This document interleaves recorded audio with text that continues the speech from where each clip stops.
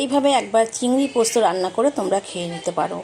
এখানে আমি 200 গ্রাম চিংড়ি মাছ নিয়েছি, তাতে নুন হলুদ আর একটু লঙ্কার গুঁড়ো মাখিয়ে নিয়ে কড়াই তেল গরম করে ভালো করে ভেজে নিয়েছি। ভালো করে ভাজা বলতে চিংড়ি মাছগুলো একটু হালকা করে ভাজতে হবে, সেরকমভাবে হালকা করে ভেজে নিয়েছি। তারপরে এখানে 3 রকম বাটনা দিয়েছি, 2 রকম সর্ষে, 4 মগজ, 8 পোস্ত আর নারকেল কোড়া, 4 রকম আমি মশলাটা বেটে নিয়ে ভালো করে পেস্ট করে ভেজে রাখা চিংড়িগুলোর মধ্যে ঢেলে দিয়েছি, দিয়ে খানিকটা কষে নিয়ে একটু জল দিয়ে দিয়েছি পরিমাণ মতো। তারপরে ফুটে গেলে ভালো করে তেল ছেড়ে দিলে আবার একটু খানিকটা সর্ষের তেল ছড়িয়ে দিয়ে ওপর থেকে তারপরে আমি নামিয়ে নিয়েছি একটা পাত্রে। তারপরে গরম গরম ভাতের সাথে পরিবেশন করেছি। তোমরা এভাবে খেতে পারো, ভীষণ ভালো লেগেছে,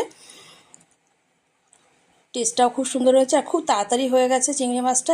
এই রান্নাগুলো খুব তাড়াতাড়ি হয়ে যায়, তোমরা জানো। আর এইভাবে তোমরা করতে পারো। ভালো লাগলে অবশ্যই একটা লাইক করে দিও। সবাই ভালো থেকো, সুস্থ থেকো, সাবধানে থেকো। আবার দেখা হবে তোমাদের সাথে।